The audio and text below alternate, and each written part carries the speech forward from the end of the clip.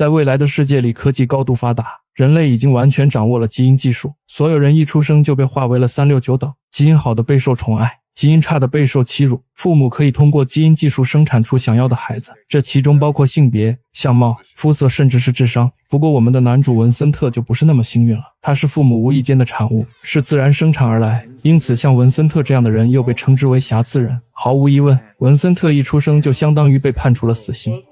Heart disorder, 99% probability, life expectancy, 30.2 years.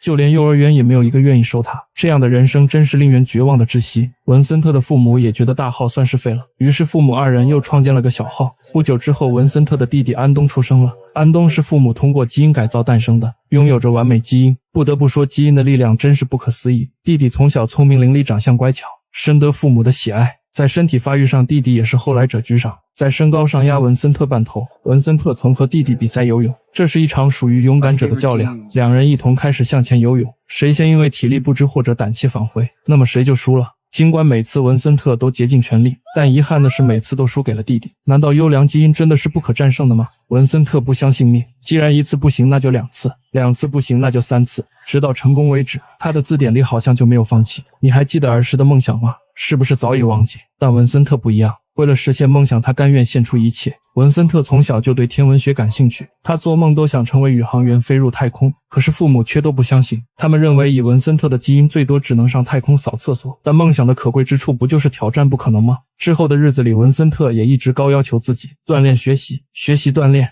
数10天如一日。他靠着努力，最终成功来到了宇航员的面试环节，可满心欢喜却扑的一空。原来面试官根本就不看简历，不看人品，面试官只是拿了一个尿检杯让他尿检。航天局是不会要一个瑕疵人的。文森特垂着脑袋走出了面试官的房间。这天是两兄弟最后一次比拼，文森特恨透了这个不公的世界，他卯足了劲向前游去，努力不会白费。这一次奇迹终于发生了，文森特第一次超过了弟弟，弟弟体力不支，竟然差点溺水。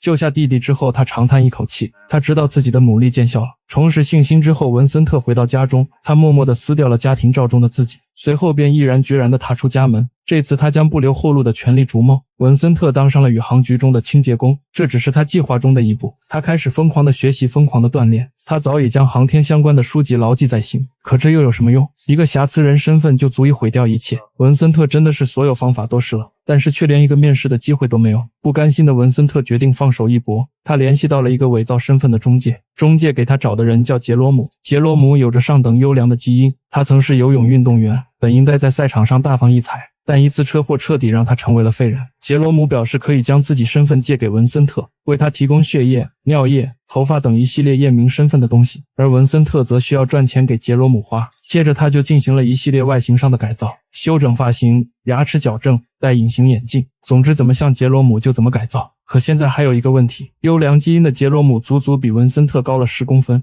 他又强忍剧痛做了断骨增高手术。至此，文森特终于看着和杰罗姆大差不差了。凭借着杰罗姆的身份和基因，他终于顺利地过了航天局的面试。早已将努力当成习惯的文森特在航天局如鱼得水，不仅得到上司赏识，还成为了探险星球的最佳人选。可就在文森特的梦想马上就要实现时，意外却陡然发生，文森特的一个上司主管被杀害了。原本这事和他关系不大，但不幸的是他在现场不小心落下了一根自己的眼睫毛。根据警方的比对结果得知，睫毛是几年前在这里工作的瑕疵人文森特。最要命的是基因检测到有隐性的暴力基因，这下文森特成了最大的嫌疑人。好巧不巧，负责此案的正是他的弟弟。一看到弟弟出现，他立刻就慌了。虽说现在文森特的样貌改变了很多，但是遇到熟人还是很有可能会被认出来的。他越想越怕，回到家中，文森特立马开始将血清和尿液通通倒掉，这时却遭到了杰罗姆的反对。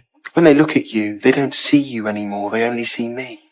杰罗姆为了说服文森特，告诉了他一个一直隐藏在心底的秘密。原来杰罗姆那次的车祸不是意外，而杰罗姆的瘫痪全是他自己导致的。他从小自命清高，高傲无比，他有着优越的基因，他的人生一直都是那么的完美。直到一次重要的比赛，他只得了银牌，他无法接受这个事实，于是便自杀但未遂，这才导致瘫痪的结果。可现如今，文森特凭借他的身份做到了更优秀的地步，文森特的梦想在不知不觉中也变成了他的梦想。眼看梦想就要实现，又怎能半途而废？文森特很快就恢复了理智。接下来的日子里，他像往常一样吃饭工作。文森特和艾琳的关系也逐渐暧昧。这天晚上，两人正在约会，却不巧碰到警方检查。警方要求检查唾液，这可急坏了文森特。这次纯属意料之外，他没有做任何准备。情急之下，他说自己刚和女友接吻，不如做血液检查。他用早已准备好的血液样本，这才逃过一劫。一波未平，一波又起。航天局中，警方再次发现端倪。原来，警方在文森特喝水的杯子中检测到了他的基因。这次，警方决定对航天局所有人员进行静脉抽血。不过，这可难不倒他。人生如戏，全靠演技。就在抽血时，文森特猛然跳起。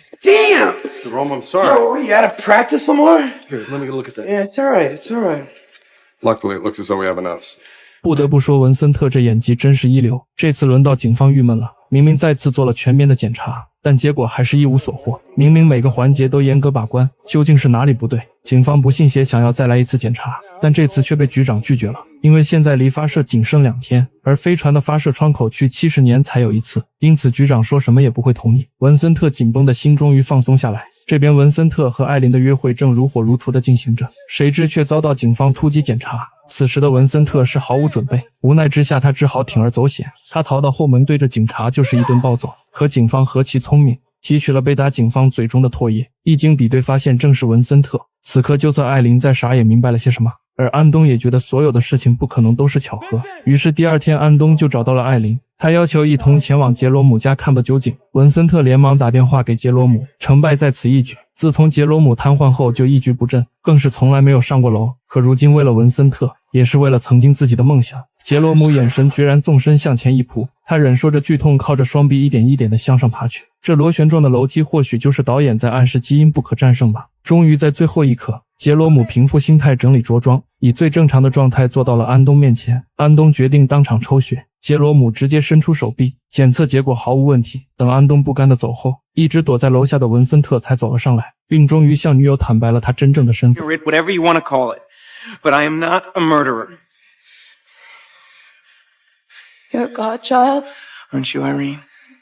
They have got you looking so hard for any flaw that after a while, that's all that you see.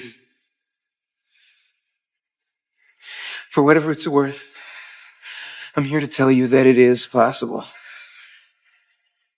It is possible.